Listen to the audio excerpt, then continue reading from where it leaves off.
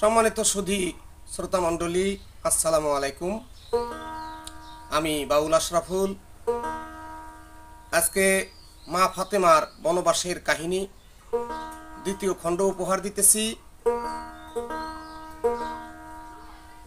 গান শুনে যদি আপনাদের ভালো লাগে এই চ্যানেলটিকে সাবস্ক্রাইব করে লাইক, কমেন্ট ও শেয়ার করবেন।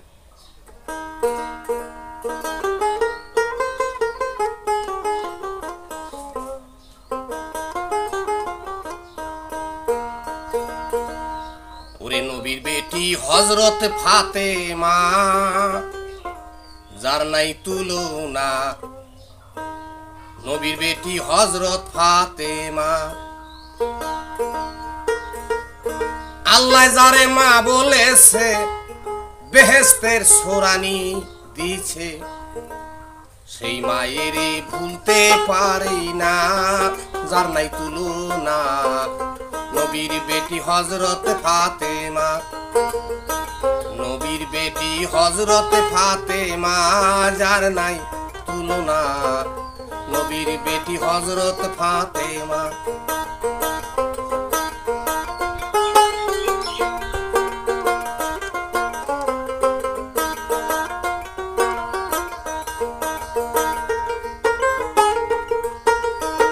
জঙ্গলেতে আইসা আলী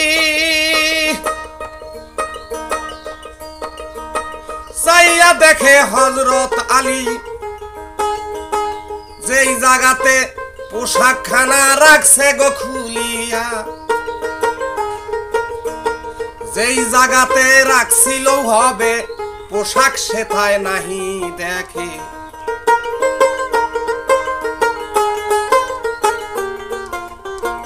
যেই জায়গায় পোশাক রাখছে গো খুলে, সেথায় পোশাক নাহি দেখে। হযরত আলী ভাবছে তখন হয় না তুলনা। নবীর বেটি হযরত ফাতেমা, নবীর বেটি হযরত ফাতেমা, যার নাই তুলনা। নবীর বেটি হযরত ফাতেমা।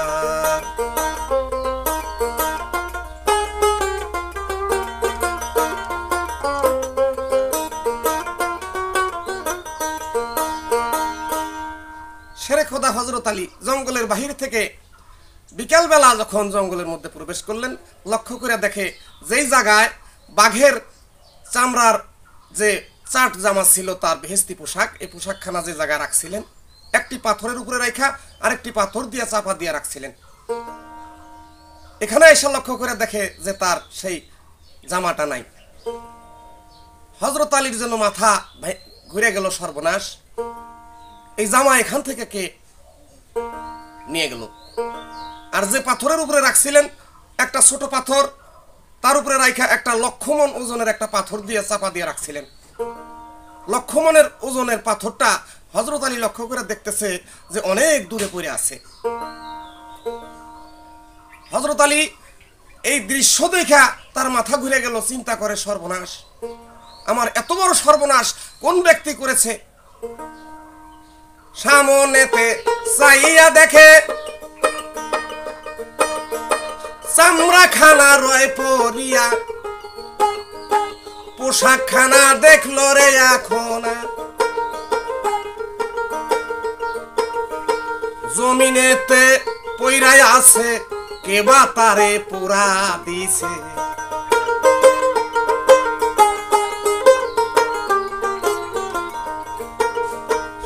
জমিনেতে পইরা গো রইছে, কেবা তারে পোড়া দিছে।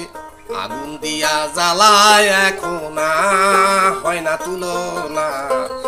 নবীর বেটি হযরত ফাতেমা।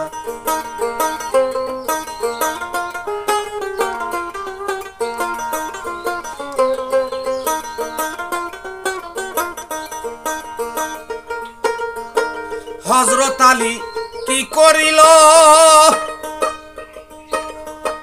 চামড়া খানা হাতে তুইলা নিল।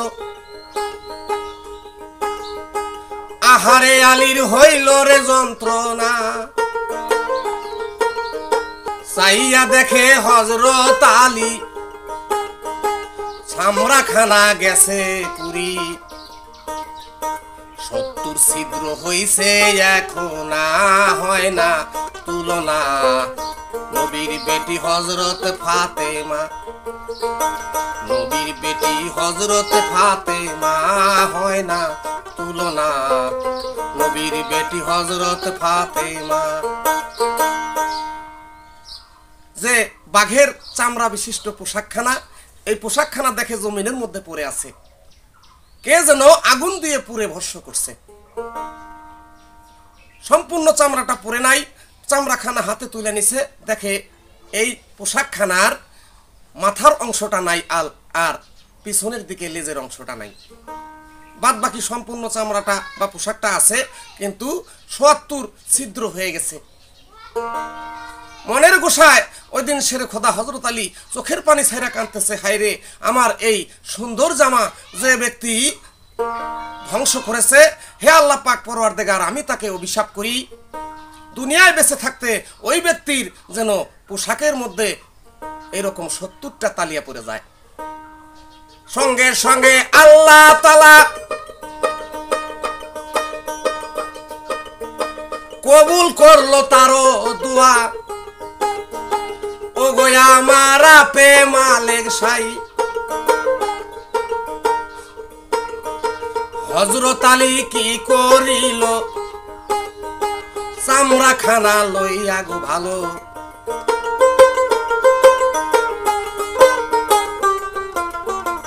হযরত আলী কি করিল, পোশাকখানা লইয়া গো ভালো। মনে মনে ভাবছে এখন হয় না তুলনা। নবীর বেটি হযরত ফাতেমা, নবীর বেটি হযরত ফাতেমা, যার নাই তুলনা। নবীর বেটি হযরত ফাতেমা।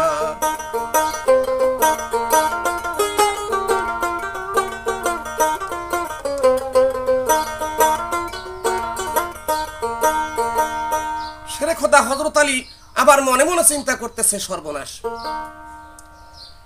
একটা ৮০ মণ পাথরের উপরে পোশাকখানা রাখছি, তার উপরে ১০০ মণ ওজনের পাথর দিয়ে চাপা দিছি। আরব দেশের ভিতরে আমার চেয়ে শক্তিশালী পুরুষ আর কে?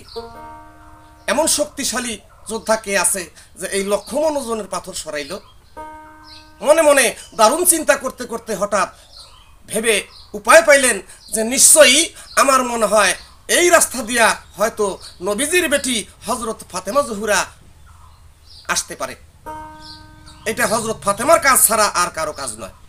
হযরত আলী নিজেকে লজ্জিত মনে করলেন, চিন্তা করতেছে, হায়রে, এখন যদি এই বাঘের পোশাক আমার পরে গেছে, আমি কোন পোশাক গায়ে দিয়া এখন আমি হযরত ফাতেমা জোহরার সামনে যাব? আর যদি হযরত ফাতেমা জানতে পারে যে কোনোভাবে আমি হযরত আলী তাকে এই জঙ্গলের মধ্যে বাঘ রূপে নিয়ে এসেছি, তাহলে আমার অস্তিত্ব রাখবে না। হযরত আলী কি করিল, ওদিন মনে মনে লজ্জা পাইল,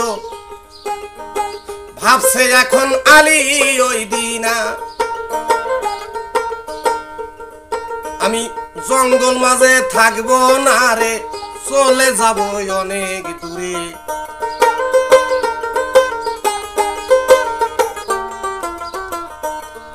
আমি জঙ্গল মাঝে থাকবো না রে, চলে যাব অনেক দূরে। হাতে মারি সামনে যাব না, হয় না তুলনা। নবীর বেটি হযরত ফাতেমা, নবীর বেটি হযরত ফাতেমা, যার নাই তুলনা। নবীর বেটি হযরত ফাতেমা।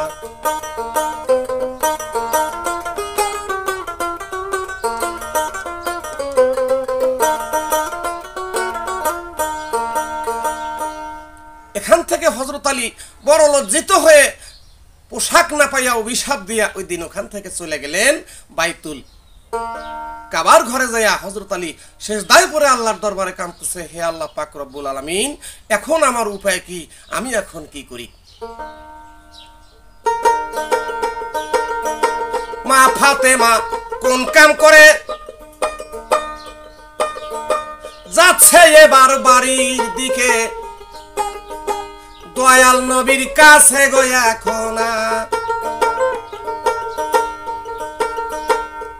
এদিক জঙ্গলেতে কি হইল শোনেন এবার সবাই ভালো।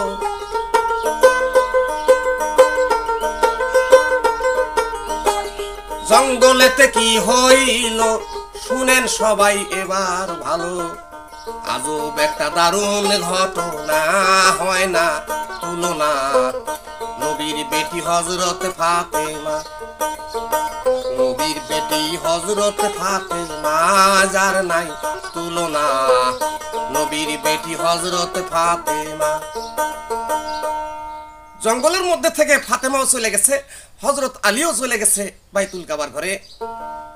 এই যে বাঘের পোশাক, বেহেশতি পোশাক পুরে যে ছাই বাহির হয়েছে, এই ছাইগুলোর জবান খুলে আল্লাহর দরবারে ফরিয়াদ করতেছে, মাবুদ আমরা ছিলাম বেহেশতের ভিতরে, আমরা বড় সম্মানের সাথে ছিলাম, কিন্তু তোমার হুকুমে ফেরেশতা জিবরাইল হযরত আলীর গায়ে দেওয়ার জন্য আমাদেরকে নিয়ে আসছে। হযরত আলী আমাদেরকে গায়ে দিয়েছিল, এখন হযরত ফাতেমা আমাকে পুরে ভস্ম করছে, আমরা ছাই রূপে জমিনের মধ্যে পড়ে রইলাম। এই মুহূর্তে আমাদের কোনো মূল্য আর থাকলো না। এই নালিশ তোমার দরবারে করি মাবুদ, আমাদের বিচার তুমি করো। হযরত ফাতেমা কেন আমাকে পুরে ভস্ম করলো? আমার তো কোনো দোষ ছিল না। কথা শুই না আপে আল্লাহ, পুরা ছাইয়ের দোয়া কবুল কইরা, আপে আল্লাহ আপে রব বানাই। ওদিন ছাইকে এবার হুকুম করে, থাকো একটু ধৈর্য ধরে।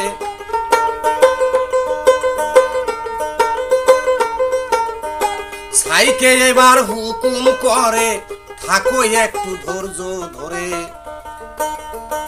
তোমাদেরই দিব সান্ত্বনা, হয় না তুলনা নবীর বেটি হযরত ফাতেমা।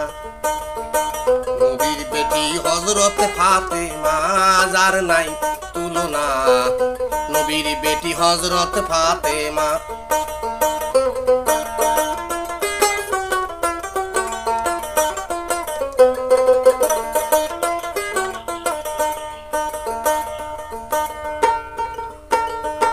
জিবরাইলকে বলে আল্লাহ,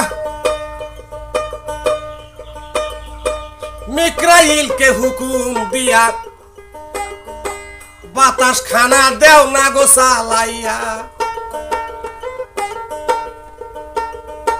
মিকরাইলে হুকুম পাইয়া, বাতাস দিল চালাইয়া।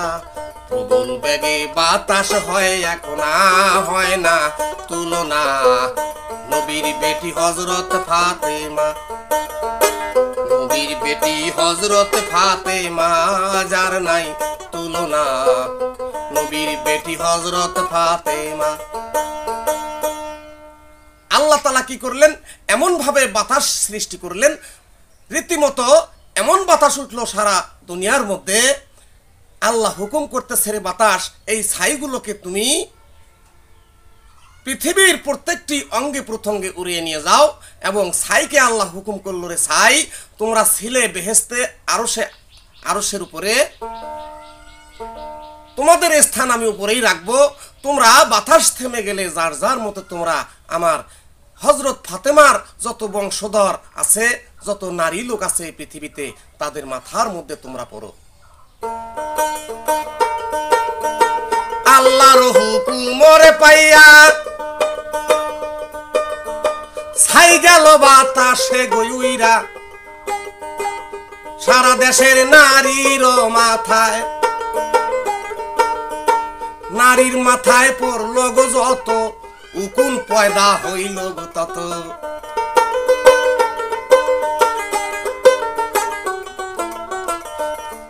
ওরে নারীর মাথায় পড়ল গো যত, উকুন পয়দা হইল তত।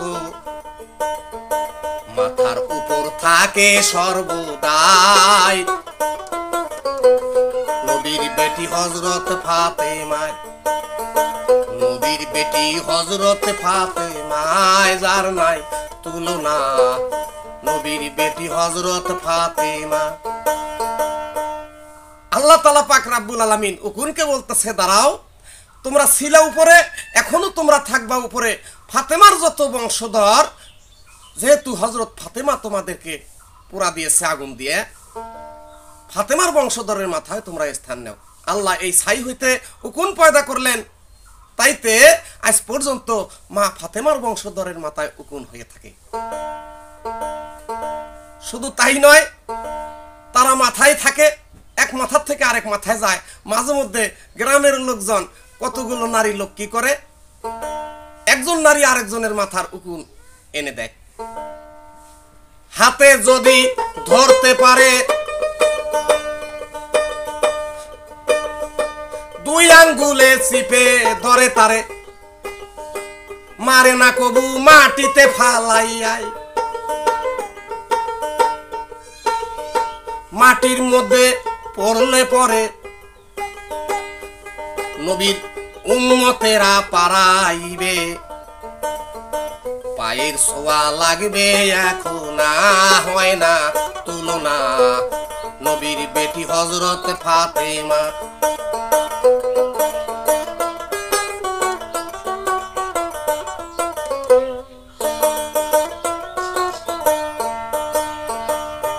যদি উকুন দুই হাত দিয়া তালাশ করে, 10 জনে তালাশ করে, 2 জনে ধৈরা তুলে, ধৈরা তুইলা উকুনটাকে কি করে হাতের আঙ্গুলের উপরে চিপি দিয়া মারে, না হইলে কোনো একটা পীড়া বা কোনো বস্তুর উপরে রাইখা তাকে মারতে হয়। তবুও মাটিতে ফালাইয়া কেউ মারে না, মাটিতে ফালাইয়া কেউ মারবেন না, কারণ ইহা জমিনে পড়ার মতো নয়। যদি জমিনে পড়ে তাহলে আখেরি নবীর উম্মতেরা যদি এই জমিনের মধ্যে পড়ায় তাহলে বেহেশতি বস্তুর অপমান হবে।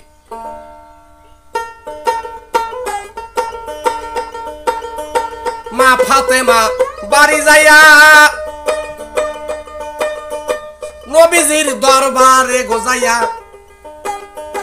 কান্দা কান্দা হইল রে দেওয়ানা। ওদিন দয়াল নবী দেখা গো তারে, ডাইকা নিল নিজের করে।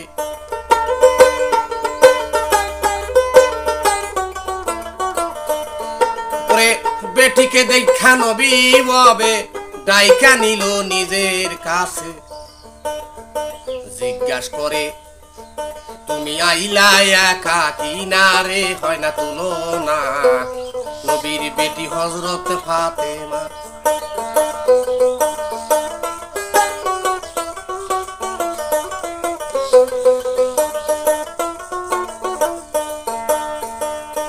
আমার দিনের নবী হযরত ফাতেমাকে দেখা ডাক দিয়ে বলতেছে, মা তুমি হঠাৎ করে কোথা থেকে আসলা, কি হয়েছে তোমার, তোমার মন মানসিকতা এরকম কেন? হযরত ফাতেমা 2 চোখের পানি ছেড়ে বলতেছে, আব্বা হুজুর সত্যি করে আপনি বলেন যে আপনি আমাকে কার সাথে বিয়ে দিয়েছেন? একটা জংলা বাঘার সাথে আপনি বিয়ে দিয়েছেন, সেটা আসলে জঙ্গলের বাঘ নয়, একটা ছলনাবাজ, একটা বেঈমান, একটা বদমাশ, একটা লম্পট আমাকে বাঘ রূপ ধারণ করে আমাকে বিবাহ করেছে। সবকিছু আমি জানতে পেরেছি জঙ্গলে যাইয়া। তাই বাবা আমি সেখান থেকে চলে আসছি, আর এই ব্যক্তিকে, এই লম্পটকে, তার পরিচয় আমি পেয়ে গেছি। নবী বলতেছে, মা আমার কাছে খুলে বলো সে ব্যক্তি কে ছিল? হযরত ফাতেমা বলতেছে, আব্বা হুজুর আপনি বলেন আমার চাচা শেরে খোদা হযরত আলীর সাথে আপনি আমাকে বিয়ে দিছেন, না কে আমাকে বিয়ে দিছে? আমার সাথে তো তার বিয়ে হয় নাই। আমার স্বামী হইল জংলা বাগা, তাই ভেবে আমি গিয়েছি, কিন্তু জঙ্গলের মধ্যে যাই আমার চাচা শেরে খোদা হযরত আলী সে আমাকে স্ত্রী রূপে ব্যবহার করতে চাইয়া বাঘ রূপ ধারণ করে নানান রকম ছিনিবিনি করেছে। এর বিচার আমি চাই। আমার চাচা শেরে খোদা হযরত আলী ছোট্টবেলা থেকে কত আমাকে মা বলে ডেকেছে, আর আমি তাকে আব্বা আব্বা বলে ডেকেছি। কত আমাকে খানা খাওয়াইছে, আদর করে কোলে তুলে নিয়েছে, কত ভালোবাসা দিয়েছে আমাকে। সেই চাচা কোনোদিন আমার স্বামী হইতে পারে না, এইটা আমি কোনোদিনও মাইনা নিব না। এই বিচার আপনাকে করতে হবে। দয়াল নবী ডাইকা বলে, শোনো মাগো কই তোমারে, ভুল কথায় আর কইও না। দয়াল নবী ডাইকা বলে, শোনো মাগো কই তোমারে, এমন কথায় আর তো কইও না। কোথায় আছে হযরতে আলী, দেখবো আমি তারে খুঁজি।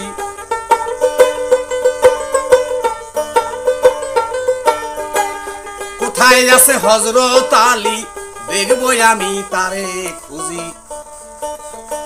তারে ধইরা আনবো এখন, না হয় না তুলনা, নবীর বেটি হযরত ফাতেমা।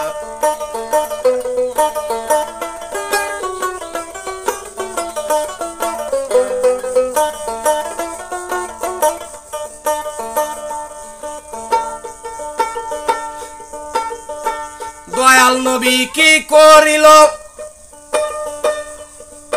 ওদিন সাহাবাদেরকে ডাকতে লাগলো। ডাকতে আছে শোনো কিনা, আবু বকর উসমানের, আর হযরত উমরের।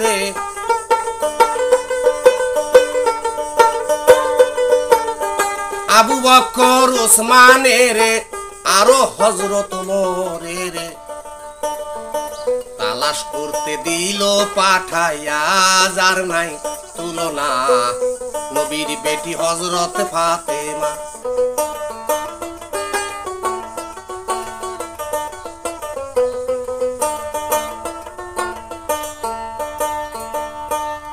আমার দিনের নবী হযরত মুহাম্মদ সাল্লাল্লাহু আলাইহি সাল্লাম কি করলেন, তেনার তিনজন সাহাবাকে পাঠিয়ে দিল, তোমরা যাও হযরত আলী যেখানে থাক না কেন তাকে ধরে নিয়ে আসো আমার সামনে, আমি হযরত ফাতেমার বিচার করব।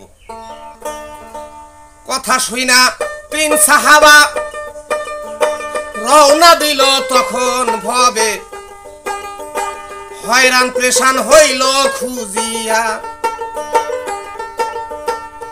অবশেষে যাইয়া পরে বাইতুল কাবায় পাইল তারে।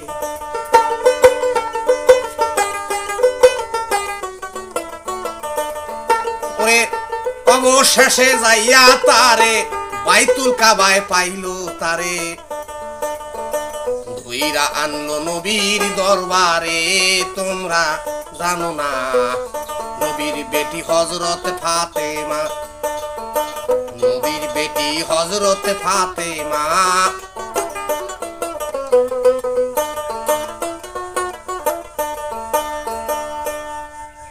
হযরত আলীকে যায় বাইতুল কাবার ঘর থেকে ওরা দেখতেছে যে সেজদায় পড়ে হযরত আলী রয়েছে আল্লাহর দরবারে। হযরত আলীকে ডাক দিয়ে উঠাইয়া ওইখান থেকে ধরে নিয়ে আসলেন আমার নবীর দরবারে।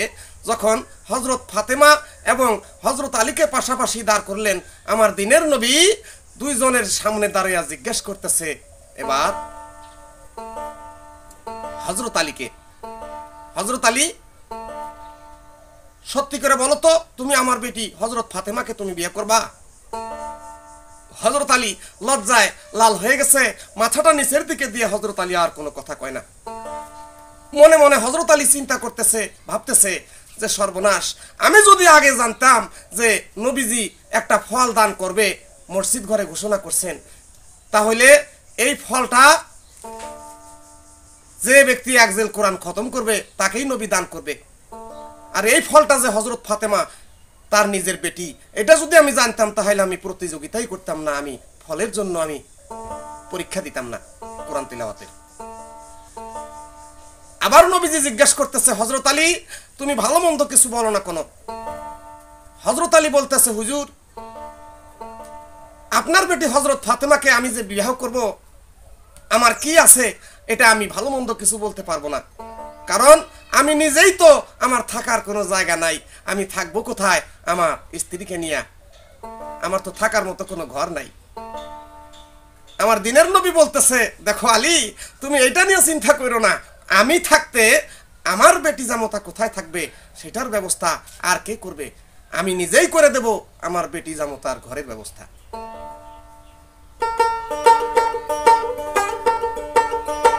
দয়াল নবী জিজ্ঞেস করে ওই দিনে মা ফাতেমারে, সত্য কইরা বলো এখন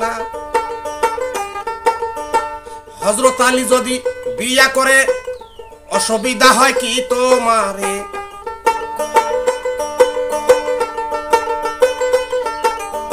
হযরত আলী বিয়া করলে অসুবিধা কি তোমারি? আমার কাছে খুইলা বলো না, তোমরা জানো না নবীর বেটি হযরত ফাতেমা।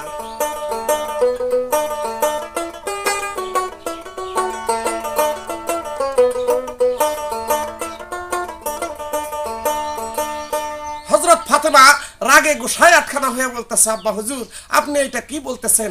হযরত আলী আপনার সাক্ষাৎ চাচাতো ভাই, আমার হইল আপন চাচা, তাকে আমি কিভাবে বিয়ে করতে পারি? আর তার সাথে যে আমার বিয়ে হয়েছে তাতে তো কোনো কালেমা নাই, তখন তো সে মানুষ রূপে ছিল না। এই বিয়ে আমি মানি না, আমি আমার চাচাকে বিয়ে করতে পারবো না। আমার দয়াল নবী ডাইকে বলতেছে, মাগো খবরদার, যা বলছো একবার আর দ্বিতীয়বার যেন তোমার মুখে এই কথা শুনি না, কারণ হযরত আলীকেই তোমার বিবাহ করতে হবে। কোনো অভিযোগ আমি শুনতে চাই না, কারণ হযরত আলীর সাথে তোমার আজকের সম্পর্ক নয়। তুমি বুঝো না কেন? আল্লাহ তাআলা পাক রব্বুল আলামিন তোমাদের আগে থেকেই এই জোড়াটা বেঁধে রেখেছে। দুনিয়ায় এসে কেবলমাত্র একটা সম্পর্কের মধ্যে বাধা পড়ে গেছো।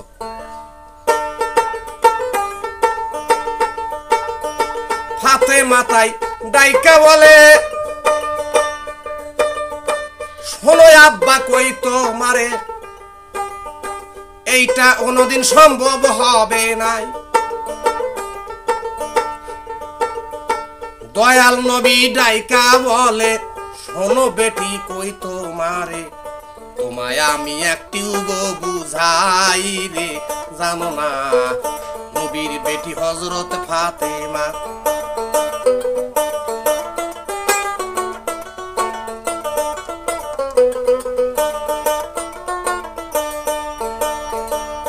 মাগো তুমি জানো না এই দুনিয়াদারি সম্পর্ক এই মুহূর্তে তোমার আর কোনো মূল্য নাই। তুমি তাড়াতাড়ি প্রস্তুত হয়ে যাও, আমি তোমার সাথে হযরত আলীর সাথে বিবাহ পড়িয়ে দেব। নবী আমার হযরত ফাতেমাকে বুঝাইতেছে, হযরত ফাতেমাও মানে না, এদিকে হযরত আলী বলতেছে যে আমিও ফাতেমাকে বিয়ে করব না। দুইজনেই যখন অস্বীকার করতেছে বিবাহ করার জন্য, তখন আল্লাহ তাআলা পাক রব্বুল আলামিন ওই মুহূর্তে ফেরেশতা জিবরাইলকে দিয়া আমার নবীর কাছে ওহী পাঠিয়ে দিলেন। যাও ফেরেশতা জিবরাইল, তুমি দোস্তের কাছে যাইয়া গো বলো, পূর্বের কথা শুনাইবে এখন। ওদিন জিবরাইলে আইসা গো ববে নবীর কাছে সালাম দিয়ে, কানে কানে কইল ঘটনা রে, জানো না নবীর বেটি হযরত ফাতেমা।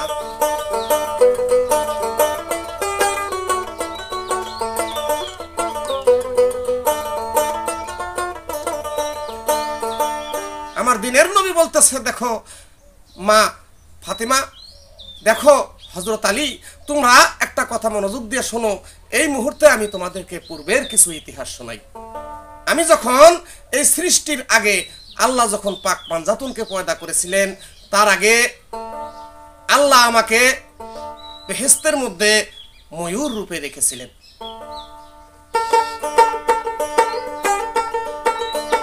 ময়ূর রূপে ছিলাম গো আমি, মাথার তাজ ছিল হযরত আলী, গলার হার ফাতেমা ছিল তাই। ইমাম দুই ভাই কানের বালি, দেখতে কত বাহার হয়রি।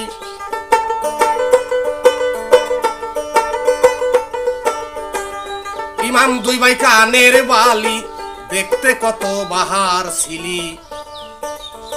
সুন্দর কথা দিল বুঝাইয়া রে জানো না নবীর বেটি হযরত ফাতেমা, নবীর বেটি হযরত ফাতেমা তোমরা জানো না নবীর বেটি হযরত ফাতেমা।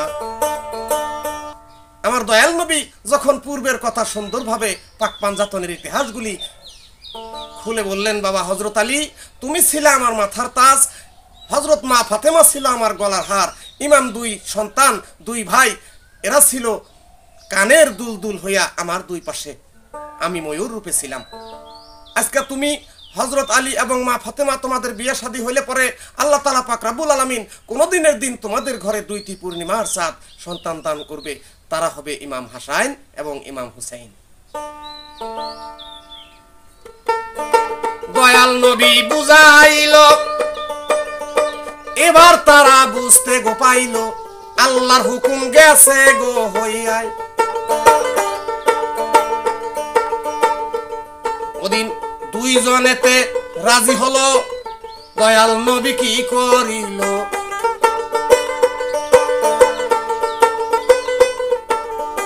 দুইজনেতে রাজি গো হইল, দিনের নবী কি করিল, মহরানা বাদলো তখন রে জানো না নবীর বেটি হযরত ফাতেমা।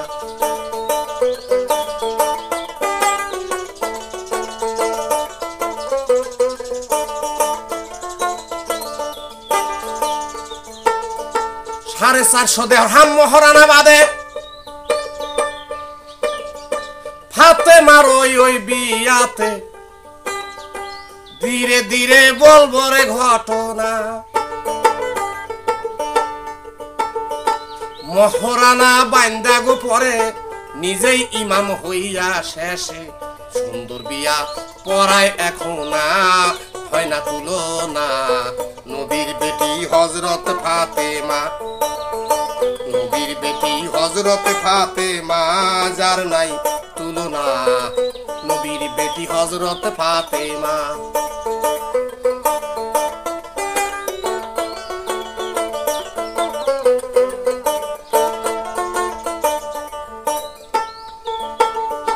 দয়াল নবী বিয়া দিয়া নিজেই ইমাম সাজিয়া, বিয়া কার্য যখন ক্ষান্ত হয়, এবার ইবনে রুমান নামে আনসারী ছিল, নবী তার ঘর খান ভাড়া করলো,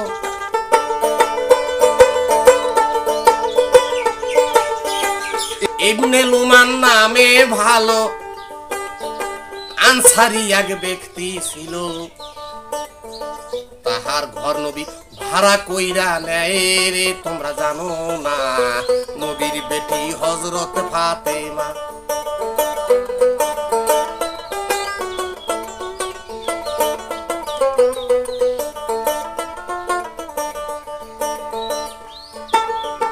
ঘর ভাড়া কইরা দয়াল নবী বেটি জামাই রাখলেন তিনি, সুখে শান্তিতে থাকুক এখন। আমি বাউল আশরাফুল পালা গাইতে যদি হয় কোনো ভুল,